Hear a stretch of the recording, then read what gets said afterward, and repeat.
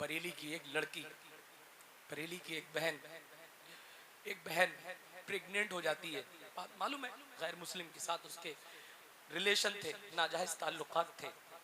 हमने एक इमामों की टीम को भेजा, मौलाना लोगों की टीम को भेजा, और जाने के बाद उनसे कहा कि मेरी बहन इस्लाम मत छोड़ना, मेरी बहन तू दामन इस्लाम मत छोड़ना। पता है उसने क्या कहा था?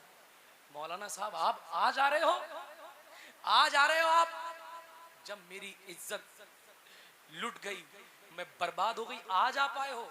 जब मुझे खाने के लिए मेरे पास पैसे नहीं होते थे, मेरे पास दवा के लिए पैसे नहीं होते थे, मैं बस्ती के लोगों से कहती थी कि मुझे पैसे दे दो, तो लोग मुझे भिखारन कहते थे। लोग मुझसे कहते थे ये पेशावर है, इसका पेशा है। आज मेरा ईमान चला गया तो तुम्हें होश आ रहा है? बताओ इस पैसे का क्या फायदा है जब हमारी बहनों की इज्जत नहीं बच पाएगी? कल कयामत के दिन वो बहन अगर खड़ी हो गई मौला की बारगाह में तो कौन बचेगा? बताएं आप। अच्छा कर दो, हादसा किसी के साथ भी हो सकता है। आप मुझे एक बात बताइए, मौ साहब किबला ने हजरत जो थे बड़ी अच्छी तकरीर की थी। मुझे एक बात बताइए आप, आज हमारी मुस्लिम बच्चियां ला इलाहा इल्लल्लाह पढ़ने वाली बहनें बहुत तेजी के साथ किसी गैर के साथ जा रही हैं। आपने देखा ना, सब भी सोशल मीडिया से देखो, जब भी आप कोई अखबार उठा के देखिए तो कभी किसी मोहल्ले की, कभी किसी पड़ोस की, कभी किसी यहाँ की। जो लड़की अभी तक किसी कलमा पढ़ने वाले के घर में थी, वो किसी साजिश की वजह से दूसरों के यहाँ जा रही है। तो इसकी वजह जानते हैं कि लड़कियां मुर्तद क्यों हो रही हैं? मुर्तद का मतलब समझते ना, इस्लाम से फिर जाना, कुफ्र इख्तियार कर लेना, इर्तिदाद। बताइए जान की ज्यादा कीमत है, ईमान की ज्यादा कीमत है? हमें जान पे ज्यादा मेहनत करनी चाहिए, ईमान पे ज्यादा मेहनत? ईमान। लेकिन क्या वजह है जो कलमा पढ़ने वाली बहन, फूल जैसी हमारी बच्ची, हुजूर की दीन पे अमल करने वाले, दीन सबसे अच्छा इस्लाम है, उस पर अमल करने वाली बच्ची किसी गैर की साजिश के तहत जा रही है? सबसे पहला रीजन ये है कि हम अपनी बच्चियों को, अपने बच्चों को अच्छे तरीके से दीन नहीं सिखा पा रहे। बेशक हमने तारीखों में पढ़ा है कि जब हुजूर से इश्क हो जाता है, हुजूर से मोहब्बत हो जाती है, तो खौलते हुए तेल में तो छलांग लगा दी जाती है, लेकिन हुजूर के दीन से बगावत नहीं की जाती। हमने तारीखों में पढ़ा है, मुरादाबाद की सरजमीन पर फांसी के तख्त पे झूल करके एक बंदे ने ये तो कहा था, कोई गुल अल्लाह अल्लाह अल्लाह ना चमन रह जाएगा, पर रसूलुल्लाह का दीन हसन रह जाएगा। ये हुजूर के इश्क और हुजूर के दीन से मोहब्बत, सलाखों के पीछे डाल दिया जाए, दौलत का लालच दिया जाए, पैसे का लालच दिया जाए, हुकूमतों का लालच दिया जाए, गुलाम हुजूर के ठोकर मार देते हैं, लेकिन कभी अपने मजहब से बगावत नहीं करते हैं। क्या रीजन है कि तुम्हारी बहनें, तुम्हारी बच्चियां गैरों के साथ, और एक दो नहीं, काउंटिटी लाखों में जा चुकी है। जिस इश्क को मोहब्बत शहर की हम बात करते हैं, मालूम है, कलेजे पे हाथ रखिए और रोइए। इमाम इश्क मोहब्बत का शहर, जहाँ से मोहब्बतों का पैगाम मिलता है, उसी शहर की तकरीबन 1000 बच्चियां पिछले 2-2.5 साल के अंदर मुर्तद हुई हैं। बताइए अगर कल कयामत के दिन वो बच्ची खड़ी हो गई तो सबसे पहले तो वो बाप जहन्नम में जाएगा जिसने उसको दीन नहीं सिखाया। इसलिए आज के महफिल से एक पैगाम लेके जाइए, हजरत ने भी वही पैगाम दिया था, इक़रा पढ़ो। जब तक हम जानेंगे ही नहीं, ये मेरे हाथ में मोबाइल है, अल्ट्रा का मोबाइल है, इसकी कीमत है, अभी तो इसको संभाल के रखा हुआ हूं ना मैं, इसकी हिफाजत करता हूं ना मैं। जो इस्लाम हमको मिला है, जो धर्म हमको मिला है, जो दीन हमको मिला है, उसकी कदर इसलिए नहीं है क्योंकि हमें वो बहुत आसानी के साथ मिल गया है। आज अल्ट्रा की कीमत है, आज मकान की कीमत है, जमीन की कीमत है, लेकिन मजहब इस्लाम की हमारी नजरों में वो कीमत नहीं रही। सबसे पहला रीजन दीन छोड़ने का, दीन इस्लाम को नहीं सीखना। इसलिए अहद करिए, बोले इंशाअल्लाह दीन सीखेंगे और अपने बच्चों को दीन सिखाएंगे इंशाअल्लाह। वादा करना, देखिए फॉर्मेलिटी नहीं होनी चाहिए। बहुत लोगों को कितने पैसे मिल गए अभी। और दूसरा रीजन सुन लीजिए, आखिरी बातें हैं। दूसरा रीजन ये है कि जिस तरीके से आज मस्जिदों की जरूरत है, मस्जिदें हैं हमारी, जहां जहां मुसलमान वहां वहां मस्जिद, जहां जहां मुसलमान वहां वहां आपको मदरसा मिलेगा, जहां जहां मुसलमान वहां वहां आपको खानकाह मिल जाएगी, मजार मिल जाएगा। लेकिन आप मुझे दिल पे हाथ रख के बताइए, जहां जहां मुसलमान हैं, क्या वहां वहां आपको स्कूल मिलता है? आपके इस गांव के अंदर अगर मैं पूछूं कितने वोट हैं अपने, अपने वोट कितने हैं? कोई पता नहीं। 2500 अगर इस क्षेत्र की बात करूं तो इस क्षेत्र में कम से कम 2 लाख मुसलमान होगा, और बदायूं को इंक्लूड कर लिया जाए तो 10 लाख होगा। 10 लाख मुसलमानों में 1 लाख बच्ची होंगी, 1 लाख बच्ची होंगी। उन 1 लाख बच्चियों के पढ़ने का इंतजाम क्या किया? लर्निंग सेंटर तुम्हारे हैं? नहीं। कोचिंग सेंटर तुम्हारे हैं? नहीं। कंप्यूटर सेंटर तुम्हारे हैं? नहीं। कॉलेजेस तुम्हारे हैं? नहीं। स्कूल तुम्हारे हैं? नहीं। आपके क्या है? भट्टे। आपके क्या है? जेसीबी। आपके क्या है? प्लॉट। आपके क्या है? बड़े बड़े मकान। आपके क्या है? आपके बैंक बैलेंस है। लेकिन इसका नतीजा पता क्या निकला? सुनिए मेरा दर्द, और पूरी दुनिया जानती है इस बात को। जो उर्दू पढ़ने वाला जानता है, सब मेरे बारे में जानते हैं। पिछले 10 महीने से मैं क्या कर रहा हूं, पिछले 10 महीने से ज्यादा होगा मैं क्या कर रहा हूं, सब जानते हैं इस बात को। सुनिए, इसका नतीजा ये निकला कि हमने स्कूल नहीं बनाए, कॉलेजेस नहीं बनाए। बताइए, बना सकते थे कि नहीं बना सकते थे?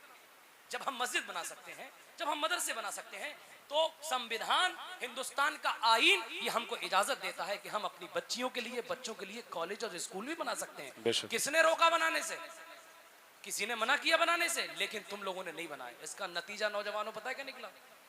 हमारी फूल जैसी बच्चियां दामन इस्लाम से निकलकर माँ बाप की बगावत कर गई, इस्लाम से बगावत कर गई। सीने पे हाथ रख के बताओ मुझे। बहुत नारे लगते हैं, बहुत जश्न मनाया जाता है। हुजूर का जश्न मनाने का तरीका यह है कि हम में सुधार आए, हमारी जो कोताहियां, जो सुस्ती, जो गलतियां हैं, उनके अंदर हम खत्म करके उनको और एक नए इनकलाब की तरफ बढ़ें। और उसकी सबसे बड़ी ये कमी है कि आने वाले 10 साल आप ये अहद करें कि अब किसी दूसरे की तालीमी सिस्टम, तालीमी निजाम का मोहताज नहीं होना है। हमें एक ऐसा सिस्टम कायम करना है बेहतरीन तरीके से, जिसमें बच्ची संविधान के अकॉर्डिंग दीनी शरई दायरे में ला इलाहा इल्लल्लाह भी पढ़े और हिंदी इंग्लिश की तालीम भी हासिल करे। मैं अल्लाह की इज्जत की कसम खा के कह रहा हूँ मुसलमानों, अल्लाह की इज्जत की कसम खा के कह रहा हूँ मिंबर रसूल पर, जो काम गैरों ने 50 साल में नहीं किया, आज हर जगह उनके स्कूल हैं, हर जगह उनके लर्निंग सेंटर है। बताइए मुझे, बताओ कि अस्पताल की जरूरत नहीं है हमें? नॉर्मल डिलीवरी पे भी ऑपरेशन होते हैं। कितनी बच्चियों की इज्जतें लुट गई अस्पतालों के अंदर, तुम्हें होश नहीं है इस बात का? और मालूम है तो हम ये सोच रहे हैं कौन करे, कौन करे, हमारा काम थोड़ी है। लेकिन याद रखना, कल कयामत के दिन जिसकी इज्जतें लूटी गई हैं, जिसका ईमान गया है, कल कयामत के दिन जहन्नम में जाने से पहले वो मौला की बारगाह में ये जरूर कहेगी कि परवरदिगार, मैं तो जहन्नम में जा रही हूं, लेकिन सबसे पहले मेरी इज्जतें लुटवाने की जिम्मेदार मेरी बस्ती के लोग। इन्होंने मेरी अच्छी तालीम का इंतजाम नहीं किया, इन्होंने मेरी तरबियत का इंतजाम नहीं किया, इन्होंने मेरे दीन सीखने का बेहतरीन इंतजाम नहीं किया। बताइए, अगर उसने मौला की बारगाह में ये शिकायतें कर दी, कौन माई का लाल है जो इन सवालों के जवाब देगा? बरेली की एक लड़की, बरेली की एक बहन प्रेग्नेंट हो जाती है। बात मालूम है, गैर मुस्लिम के साथ उसके रिलेशन थे, नाजायज ताल्लुकात थे। हमने एक इमामों की टीम को भेजा, मौलाना लोगों की टीम को भेजा, और जाने के बाद उनसे कहा कि मेरी बहन इस्लाम मत छोड़ना, मेरी बहन तू दामन इस्लाम मत छोड़ना। पता है उसने क्या कहा था? मौलाना साहब, आप आ जा रहे हो, आ जा रहे हो आप? जब मेरी इज्जत लुट गई, मैं बर्बाद हो गई, आ जा पाए हो? जब मुझे खाने के लिए मेरे पास पैसे नहीं होते थे, मेरे पास दवा के लिए पैसे नहीं होते थे, मैं बस्ती के लोगों से कहती थी कि मुझे पैसे दे दो, तो लोग मुझे भिखारन कहते थे। लोग मुझसे कहते थे ये पेशावर है, इसका पेशा है। आज मेरा ईमान चला गया तो तुम्हें होश आ रहा है?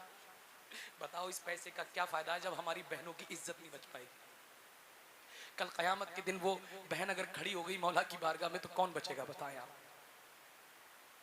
इसलिए खुदा के लिए अपनी पड़ोस की लड़कियों पे नजर रखें, मोहब्बत के साथ उनसे पेश आए, उनका ईमान बचाने की कोशिश करें। मैंने शुरू किया एक काम शुरू किया है।